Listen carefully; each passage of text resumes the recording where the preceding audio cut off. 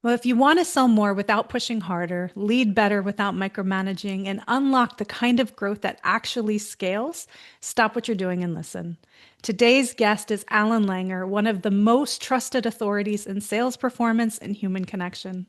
He's nationally recognized keynote speaker, best-selling author of The 7 Secrets to Selling More by Selling Less, and a go-to advisor for leaders who want real influence, not just tactics. With more than 25 years of experience, Allan teaches what most businesses miss, which is how to read people, build trust fast, communicate with clarity, and influence without pressure. His work transforms how leaders sell, how teams show up, and how cultures perform. If you run a 7 or 8 figure business and you know that your growth depends on better conversations, this episode will shift how you lead and how you win. Welcome to the 7 Figure Builder Show, and welcome to the show, Allan. Wow. Can I hire you to do all of my introductions? That was awesome. Nice to meet you, Julie, and Absolutely. it's a pleasure to be here. I'm thrilled to have you here.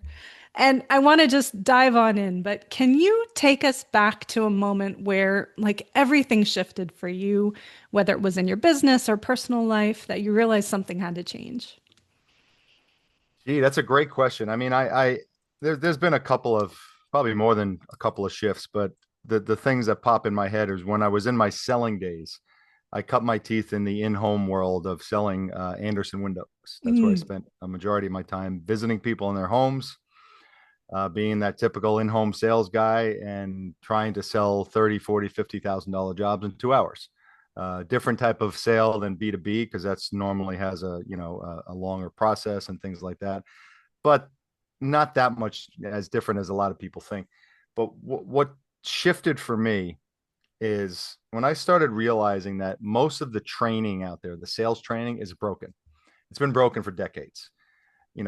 Sales training has been based on coercion, on hiding things, on getting one over on the customer, lack of trust, pressure, all of these things that really have been trained. This is what you're supposed to do. How do I close the customer? How do I handle objections and all these things? When I realized that all of that stuff just makes people not want to speak to salespeople ever, I just started thinking, how can I just be a real human being here when I'm meeting with these people and try to solve their problem rather than come across with this sales pitch?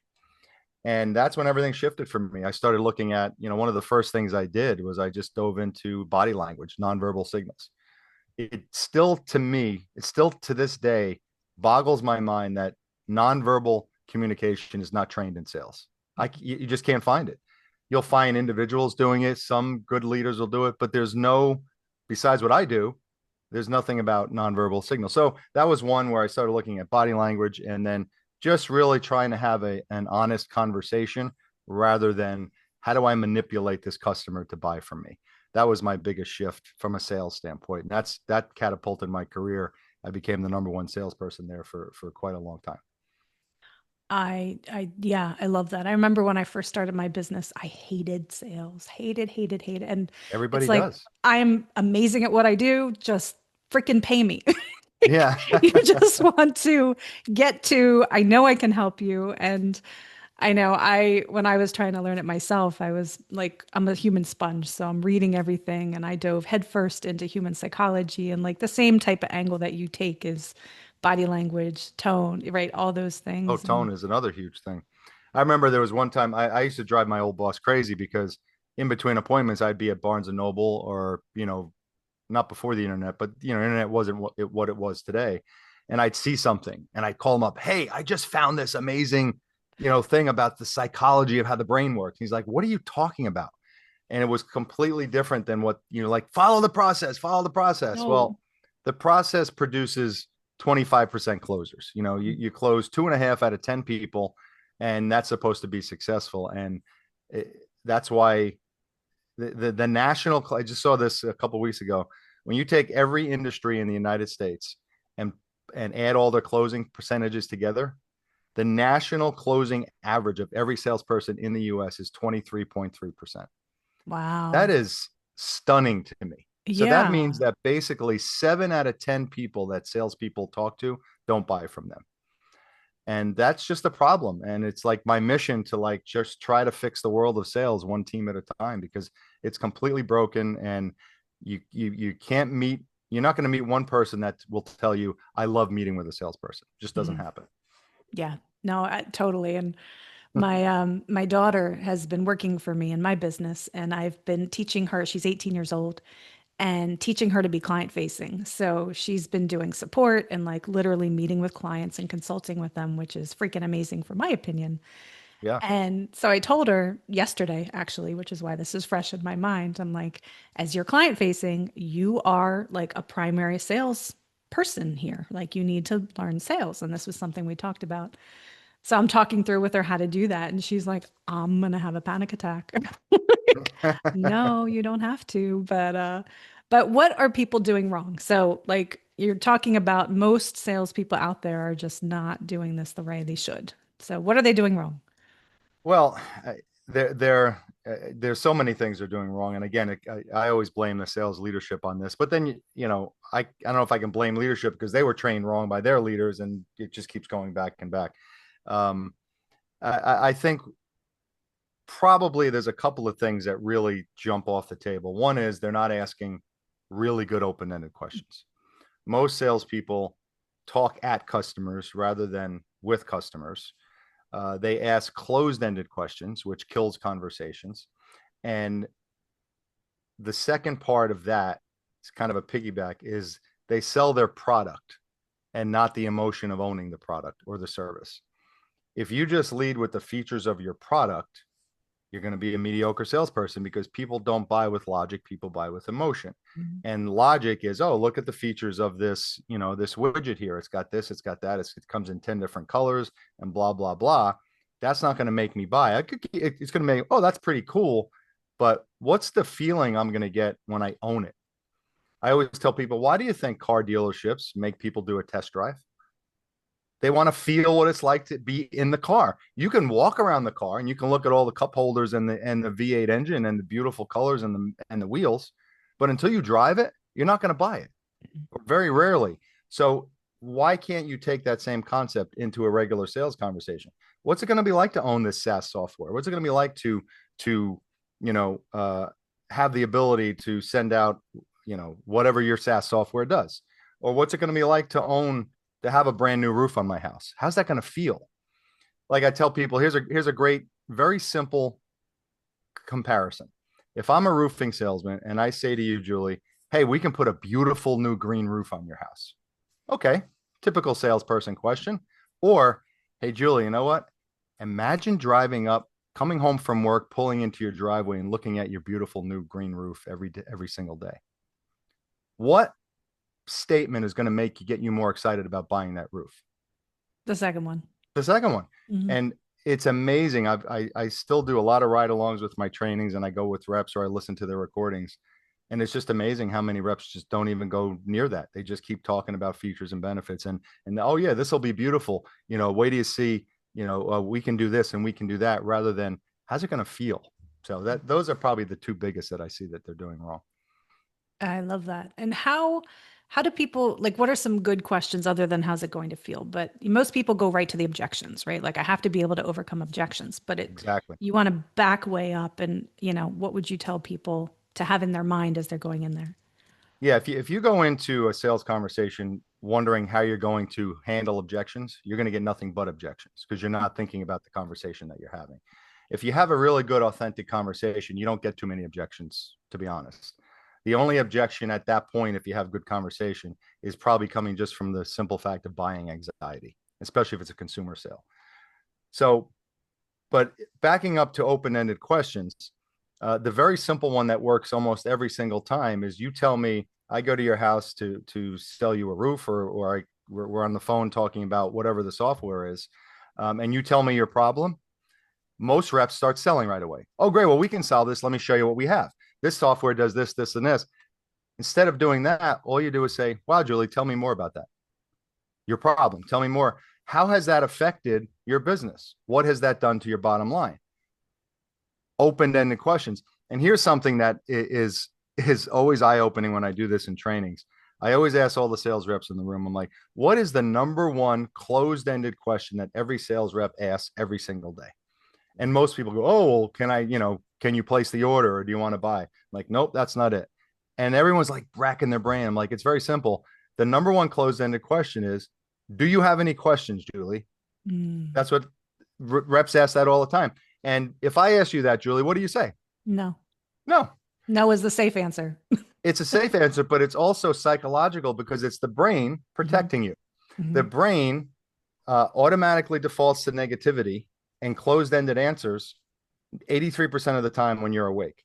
Mhm, So it's like the same concept when you walk into a store and someone says, can I help you with anything? You immediately, without even thinking, say, I'm all set. I'm good. And mhm.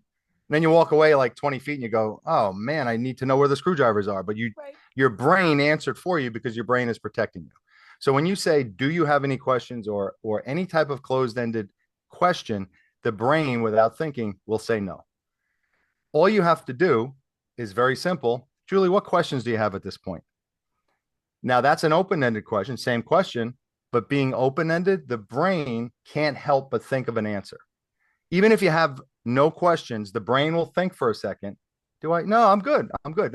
Everything's good so far, Alan. I don't have any questions. Or on the flip side, it gives you permission to ask a question because many times a prospect will not ask a question because they're going to feel embarrassed to ask it. So when you give them permission, what questions do you have at this point?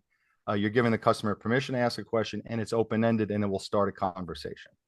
So tell me more is a really great one. In what ways has that affected? Describe for me things like that to get the emotion out of them rather than, do you like this? Stuff like that. Right. Sure, leave me Yeah. alone. No, I love that. And we talked about, uh, talking through the problem, digging in deeper, open-ended questions. What about asking for the sale? How does that tie into things, or what do you say about that? So here's another thing about that. They call that, most reps say, when I got to the close. Mhm. I hate the word close. I think closing is the worst word, and always be closing is the worst phrase ever invented in sales because it constantly forces the rep to think about the sale. Mhm. I need to sell this. What they really should be doing is, I need to help this customer. Yep. However, I need to help them. And the big sentence there is whether they buy or not. Because see, most reps, when they don't sell anything, basically just kick the prospect to the curb. Now the prospect didn't have a great experience. And guess what? There's Google reviews out there. And if they don't have Mhm. a good experience, they don't buy, they might be putting something up there saying, don't contact this company. Their salespeople are mean, or they're a lot of high pressure, or whatever it is. So when you lead with helping, which is basically the foundation of my book, and not selling, if you do it the right way and have a great conversation, the close almost becomes just an extension of the conversation. It's not a destination. It's not a place to arrive. I got to the close. No, you didn't. You got to the end of the conversation. And then you're simply going, and there's a lot of different ways you can ask for the sale. But if the conversation is good, I simply said, so what do you think? We can get you on the calendar by next week. Not, would you like to buy from me tonight? Or Right. like, is that the roof you'd like to see on your house? Or those Right. silly sales questions that they're trained to ask? It's simply, so what do you think? And that's what I normally did. And it just becomes conversational rather than, oh, I got my buying anxiety up because they're Mhm. asking me to buy something. That's what you don't want to enter into. Yeah. Well, and that frankly is another open-ended question. So you've kind of been getting their Yes, brain to answer open-ended questions, and then your close is actually another open-ended question. So it feels a lot less 100%. pressure. Right. And what about, we talked a little bit about tone and body language. Can you talk a bit about that? Because most people, like, it's not even on their radar. Not even on their radar. It's amazing. I'll tell you a quick story about body language, because if you're not paying attention to body language as a sales rep, you're not gonna be a good sales rep. You have Mhm. to see how they're reacting. That will tell you the truth. Mhm. What they're saying quite often is a lie, or they're beating around the bush, or they don't want to say what they feel, but their body will tell you, especially when you practice it and get used to it. And there's certain negative body language tells, and there's certain positive ones, and nothing, with the exception of a handful, very few are like definitive. Mhm. Like if someone here's a big, body language misnomer, I cross my arms. Oh, they're closed off to me. That doesn't really, it may not mean that. It's the context of what's happening. They could be just getting comfortable. A lot of men stand there with their arms crossed because they're comfortable, or leaning against the counter, they've got their arms crossed. Or they could be cold. If you're talking to a woman, women are feel colder than men. It's been scientifically proven. They will cross their arms when they're cold. So there's a lot of misnomers, but so you got to take body language into context. But here's a quick story about pursing lips. Now, pursing lips is the one of the very few body language tells that's always negative. Like no one will ever purse their lips when it's a positive situation. And if you give someone information or the price or whatever it is, and they just do that, purse their lips, it's called a micro expression, and you just keep talking, you literally just lost them. Mm-hmm. Because what you just said, whatever it was, they didn't like, they pursed their lips, and you need to address that. You need to label it, like Chris Voss used to say in his book. Label what they said. So what I would do is if I gave you the price or talked about, let's say it's an 8-week delivery and I didn't know you needed it in 4 weeks, and I said we're 8 weeks out, and you just purse your lips and I just keep talking, I just lost you. Mm-hmm. But if I say, "Oh, let me pause here for a minute, Julie, did that 8 weeks sound okay to you?" And you're going to say, actually, I need it in 4 weeks. Now you feel like you are being listened to, that I understand you, and I'm asking appropriate questions rather than just spewing on and on about my wonderful product. It happened to me when I was in front of a couple selling them windows, and we got to the end. It was a rather large window sales, about $60,000. And we got to the end and they decided they were going to purchase the windows. So I asked them, what would you like to do? Credit card, check, financing? What would you like to do? And the woman said, the wife said, we're going to do the 10-year 6.9% loan. And I saw the husband purse his lips. Didn't say a thing, kept his hands like this, and he pursed his lips. Now, a typical sales rep or a younger me would have just went, okay, great, let's do the loan. Right. And I would have went ahead with it. And who knows what would happen. But let's just say I went ahead with it.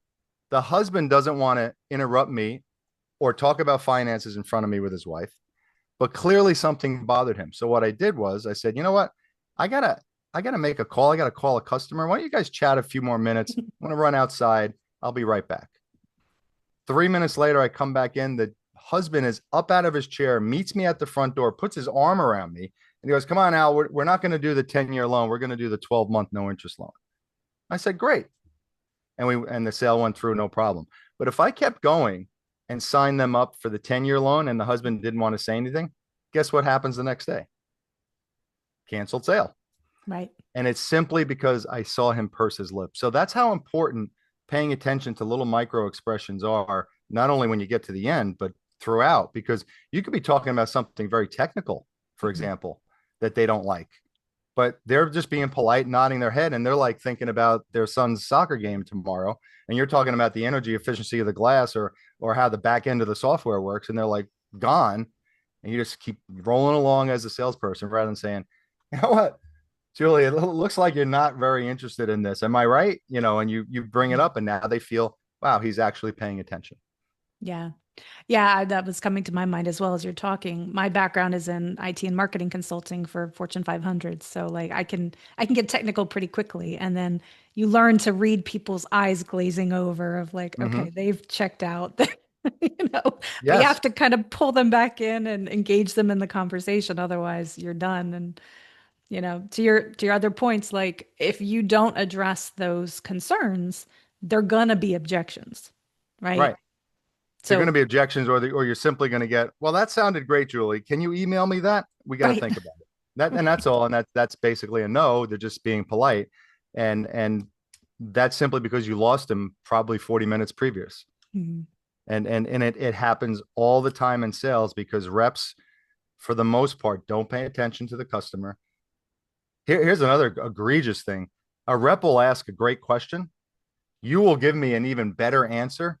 And then I ask you a question based on what I think I should ask next, not based on the answer you gave me. So if you spend all this time telling me how, you need this software for the accounting to work better, whatever, blah, blah, blah. And then I say, okay, great. Well, how long have you been thinking about this? Like completely changing the no subject. Follow-up to what you said. Yeah. You're going to say, well, he's not listening to me. Typical salesperson. Yep.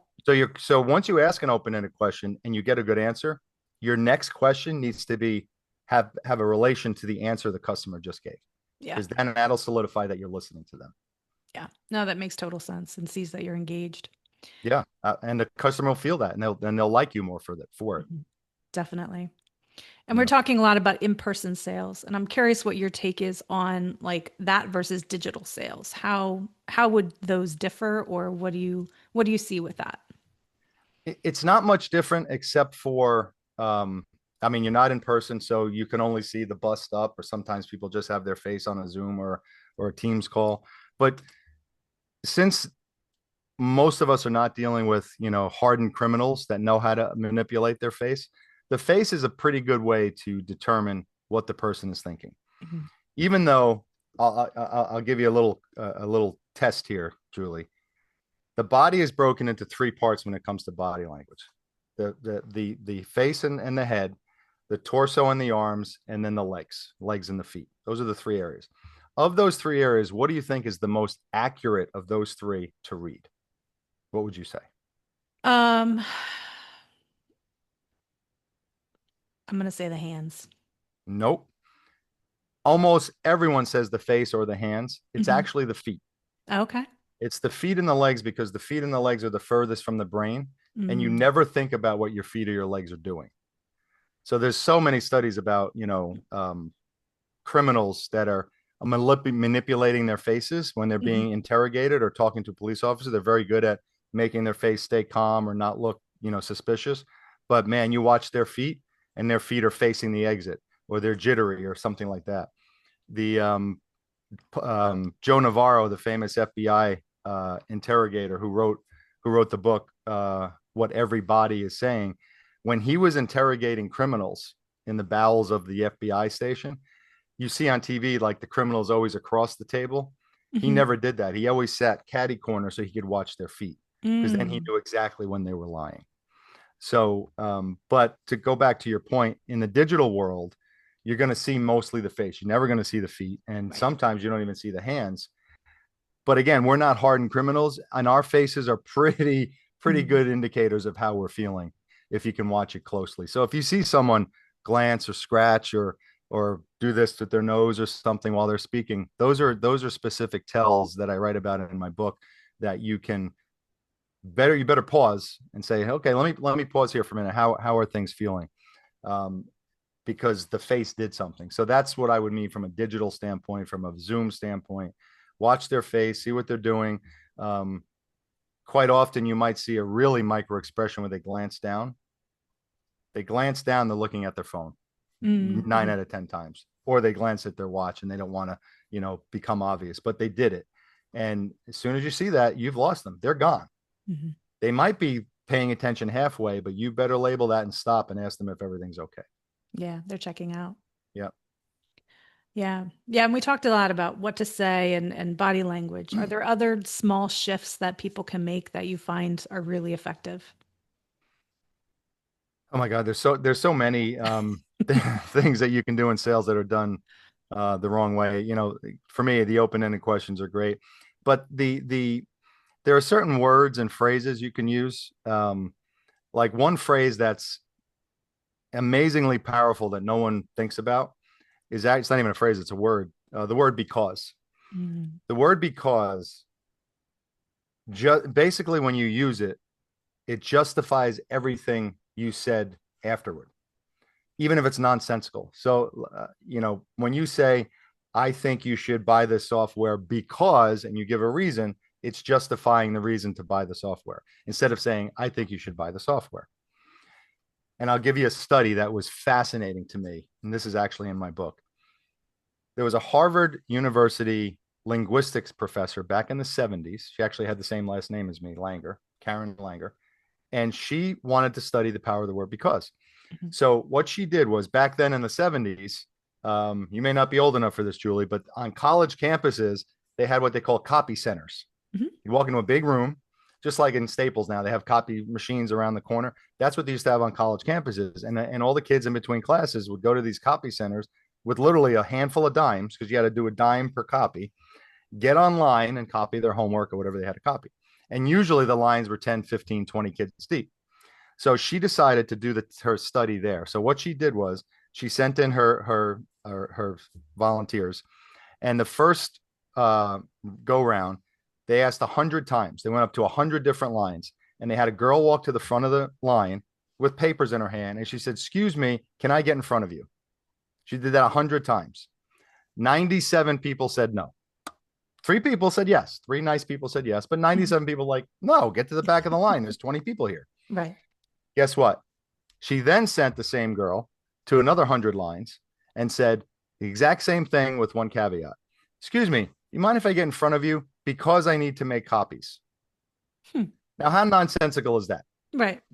Everyone's there to make copies. You ready for this? 94 people said yes. Wow.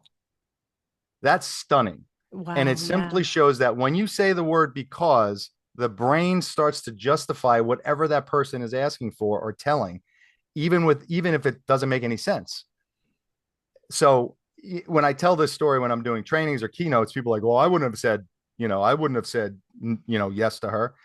You probably would have. You're saying it now because you're sitting here thinking about it. But in the moment when you use the word, people just think like whatever you say makes sense. Mm-hmm.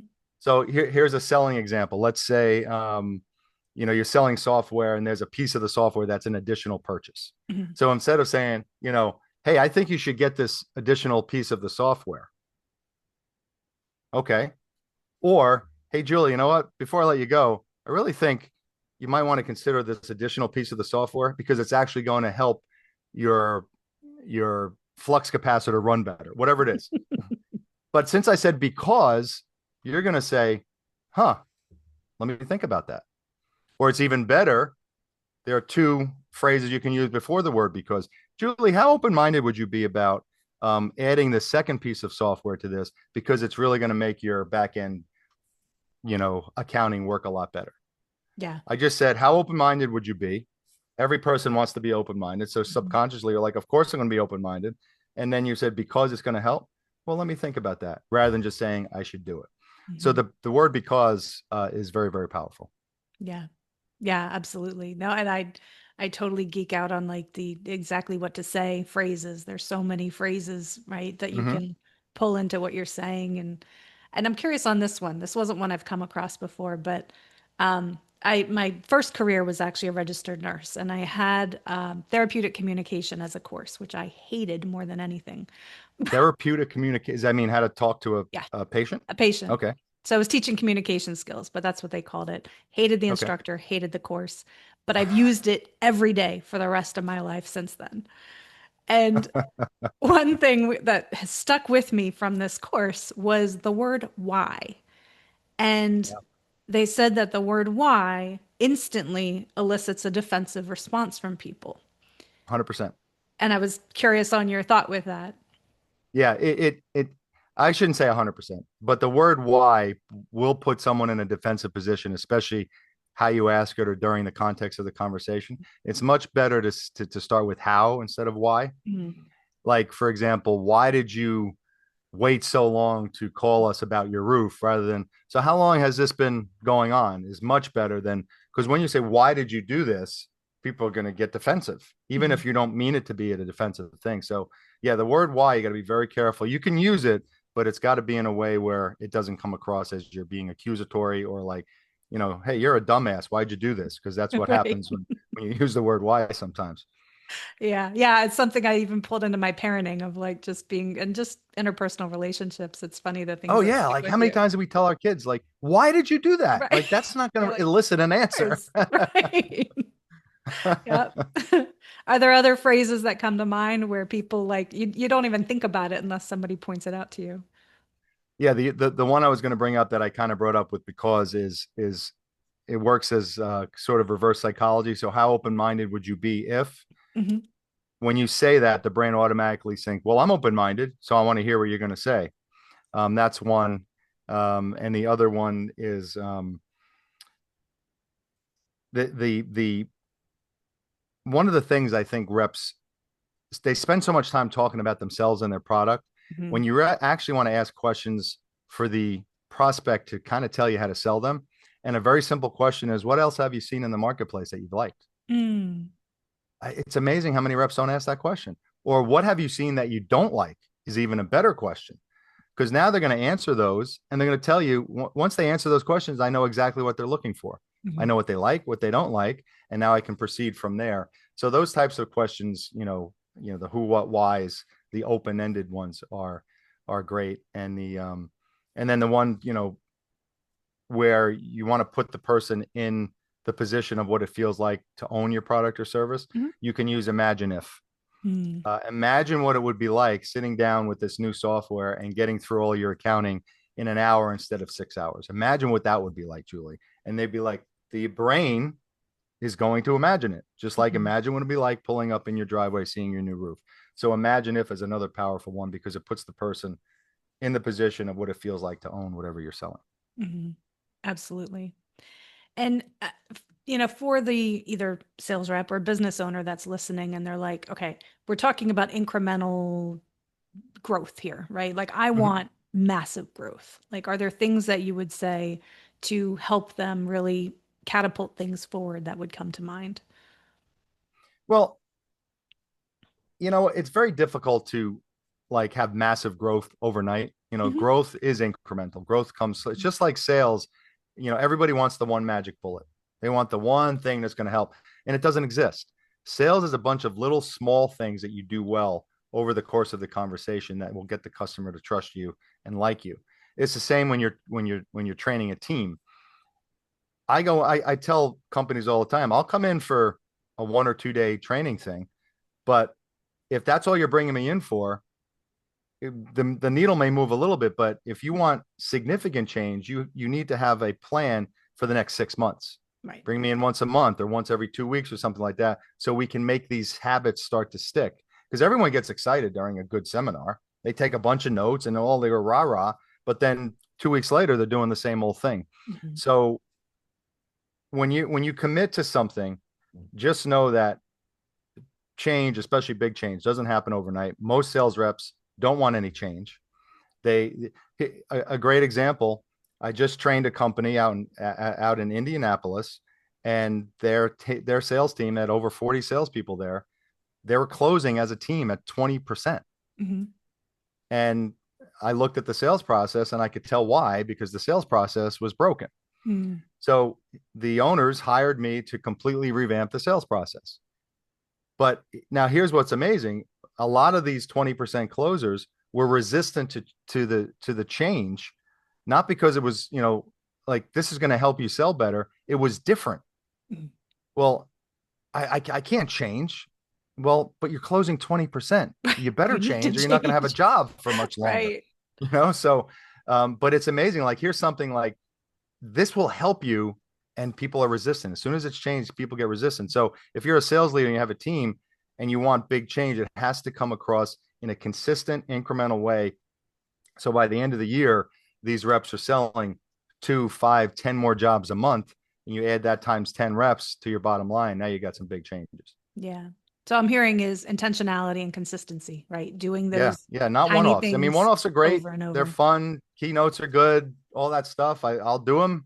But I always try to say, what do you want to do next? Because if I just do this 1 or 2 things and that's it, this will fade into the woodwork in a Hmm. month or so, and they're going back to what they're going to be doing. I don't care how good the trainer is. Yeah. You have to have something consistent. And I'm good at what I do. And there are some, you get some reps that do make some changes, but the majority of people are lazy, especially salespeople, Hmm. and they'll make a couple of changes and then go right back to what they're doing. So Yeah. it has to be a consistent thing that you're doing for an extended period of time. That makes total sense. Yeah, And I have a totally random question for you, I'm ready. which is not really as random, but it just came to mind of my husband and I were watching Wolf of Wall Street again for, the thousandth time. And I'm curious on your take of, Jordan Belfort in that movie and real life, whatever, of his approaches or the whole sell a pen thing. Like, what is your take on that? Have you ever seen that Well, movie? it obviously glorifies, the coerciveness of sales, of how salespeople can be. But the concept of selling the pen is actually a very good one, because instead of selling the pen and the pen's features, they talk about why do you need the pen, Mhm. which is important. Most reps get stuck on, look at how great this pen is, and let me tell you about all the features. But you should be talking about asking, well, why do you need a pen? And then write with the pen. Here you go. Experience the pen. Don't just say this is the greatest pen in the world because it has the greatest ink and the pretty colors and all and the greatest springs. Those are the features that a lot of reps think sell, but don't. So that concept of selling the pen is a good one. But then they get that's how people sold back then. It's Yeah. true that that type of boiler room type of sales happened, and a lot of people got hoodwinked, and a lot of people lost money, and people went to jail because of it. Mhm. And you wonder why people don't like salespeople. It's Yeah, because of stuff like that that's happened for decades. for sure. Yeah. And you mentioned, of course, consistency, intentionality, but are there some habits that people can put into place today to, keep track of their leads, to follow up with them? Like what would you tell somebody to say, okay, this you really need to be doing every single day? One of the things that was a game changer for me, and this is for sales or for anything, if you have a calendar, most people have calendars now, whether it's Hmm. an Outlook calendar or Google calendar. Most people have a calendar and then they have a to-do list. If you're on Google or Outlook, you have a task list down the side of the calendar. And what happens with a to-do list is, let's say we sit down on a Monday morning and we've got 20 things to do that week, right? And let's say by Wednesday, by the end of the week, we got 15 of them done. Now, when you look at that, that's a pretty damn good week. But what do we do as human beings? We look at the 5 things we didn't get done rather than the 15 that we did get done. Hmm. And we also spend the week stressing out of what I should do next. So we start cherry picking out of the list. Let me do the easy ones first. Let me do this. We procrastinate on the ones that are harder, or making that difficult phone call to a customer. All of those things we procrastinate on. And that's what and then all of a sudden it's on the to-do list for the next week. So what I've done is, and I heard this from a psychology professor out in Sweden. She told me this.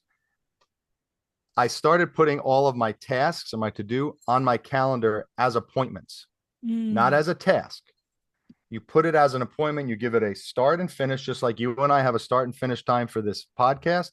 If I had to write a proposal, that's going to go on my calendar from 1 to 2 p.m. on Tuesday afternoon. And I treat it as if I'm meeting someone in that time slot. Mhm. And you will be stunned on how much you'll get done. And two things happen. You not only get more done because it's on your calendar and you're like, okay, well, this is my time to do this. I put this aside. But when let's say you had that same 20 things and you put 5 on Monday, 3 on Tuesday, 4 on Wednesday, whatever it is, you say, I can wait till the end of the week.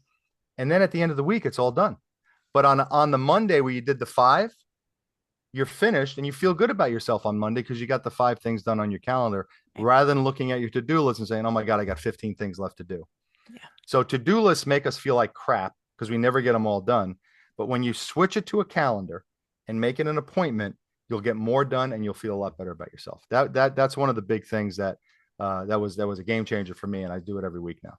No, I love that. And that helps us time block too. So it's like you're focused on completing this task for this time. If you get it done early, awesome, right? Yeah, because we what we do is, let's say we have a task like writing a proposal. That's a task, but we write the proposal. As we're writing it, we're answering emails, we're looking at our phone, Mhm. now all of a sudden we're scrolling on Instagram or TikTok, and then all of a sudden 2 hours go by and the proposal's not done. Right. Because as a human being, we get distracted very easily. But if you put it as an appointment and you discipline yourself, phone goes away, not checking emails. 1 to 2 o'clock is if I'm talking to a person in a meeting, Hmm. because you're not going to do that when you're talking to a person in a meeting. And then you get the proposal done, you feel good, and oh, look at that, the emails are still there. They're not going anywhere. Right. If it's an emergency, someone will try to get you. Nothing is Very few things in life are emergencies when it comes to emails. Hmm. You can wait an hour to respond to an email. Trust me, the person will still be waiting for your response. Yeah. Yeah. I remember reading the 4 Hour Work Week, and that was like mind changing for me of, Right. all these little things that we're doing all day long that you don't have to. Like Yeah. they're We, still we going to be spend so there and much you're time in still going to get it procrastination as done. human beings. Yeah. Yeah. Awesome. Well, for people that are hearing you and they're like, I need to talk to this guy, I need to read his book. How do I get a hold of him? Where can they find you online? So my website, there's two addresses. The easiest one to remember is the seven secrets sales academy.com, and it's the number 7. So the Seven Secret Sales Academy. If you go on Amazon for my book, which is right behind me here, Just type in Allan Langer. It's Allan Langer, and you'll see my books pop up. So I've got my one book, and then I'll also have this book here, which I'll show you. It's called the Accomplishment Planner, Mm. and it's a way that I figured out how to hit your goals without being frustrated by all the crazy planners that are out there. I've purchased so many planners in my life that were a waste of money, or made me even more, confused than I was before because there was so many rules in the planner. This is a Mhm. very simple way to list your goals on a weekly basis, and at the end of the year, you'll I'll be surprised if you don't get it all done. So those are my two books on Amazon, Awesome. And you get to see how far you came, right? and you get to see how far you came. Yes, week by Awesome. week. Well, thank you, Alan. This has been so much fun, as always, chatting with Thank you you for the today. invitation. This is great, Julie. Thank you very much. You're very welcome. And if you found value in this episode, please do share it. That's how people find us. And you can find me at sevenfigurebuilder.com. And I will see you on the next episode.